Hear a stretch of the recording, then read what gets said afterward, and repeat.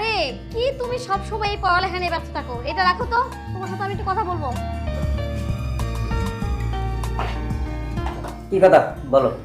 কি আর বলবো, তোমার ভাই সেটা একটা লম্পট।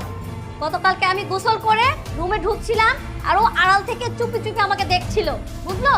ওর মতিগতি ভালো না, আমার ভালো লাগে না। এখন এটার একটা বিহিত তুমি করবাই, আর ওকে যেভাবে হোক এই বাসা থেকে তাড়াবা, নইলে আমি থাকবো না এখানে।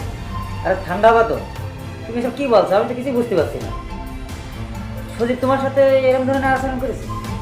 আমি কি মিথ্যা কথা বলছি? আরে বাবা, আমি কি বলেছি তুমি মিথ্যা কথা বলছো? আচ্ছা আমি দেখছি বিষয়টা। সজীব, আয় সজীব, সজীব। হ্যাঁ ভাই, ডাকছো কেন আমাকে?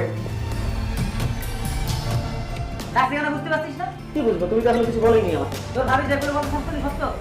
আমি তোমাকে কি বলবো? তোর ভাবি যখন গোল করে রুমে আসলো তখন নাকি সব কিছু বুঝে গেলো। তুমি কি পাগল হয়ে গেছো ভাইয়া?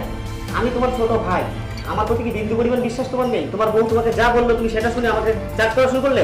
বিশ্বাস নাই কি? তার মানে তুই বলতে আসছিস তোর ভাবি মিথ্যে কথা বলছে? অবশ্যই ভাই, মিথ্যা কে কথা। মিথ্যে কথা বলছে? আমি এত বড় অন্যায় করতে পারি না, তুমি মনে হয়?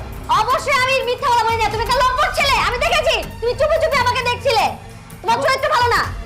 খবরদার ভাবি, মুখ সামনে কথা বলবে তুমি। সজীব, তোর মতন ভাই আমার দরকার নেই। তুই এই মুহূর্তে বাড়ি থেকে বেরিয়ে যাবি। কি হয়েছে সজীব? এই তুই সজীবের মারলি কেন? তোমার ছেলেকে মারবো না, কি করবো আমি? তোমার ছেলে কি করেছে জানো? কি করছে? আরে তোমার বউরা গোল করে তখন রুমে আসলো, তখন তোমার ছেলে সজীব ও তুমি স্বপ্ন দেখছো। মিথ্যে কথা, ওর সব মিথ্যে কথা বলছে। আমার সজীবের চরিত্র ফুলের মতো পবিত্র, কখনো তুমি কাজ করতে পারো না। তোমার তুই যদি না আমার সজীবের নামে মিথ্যে কথা বলছো। সেটা তো আমি দেখতেই পাচ্ছি। মা, তুমি এটা বিশ্বাস করো মা, আমি এটা করতে পারি। ভাই আজকে ভাবির কথা শুনে আমার গায়ে হাত তুললো। বাজার, আমি তোর বিশ্বাস করি, তুই কোনোদিন এরকম ভালো কাজ করতে পারবি না। আমি তো তোমাকে বিশ্বাস করো না। ভাই আজকে আমাকে বুঝিয়ে দিল যে আমি তোমাকে বিশ্বাস করো না। না বাজার, তুই আমার নিজের ছেলে, আমার নিজের ছেলে। তবে ভাইয়া, আজকে যে অপবাদটা তুমি আমাকে দিলে এটা তুমি ঠিক করলে না। এর ফল তুমি একদিন পাবে।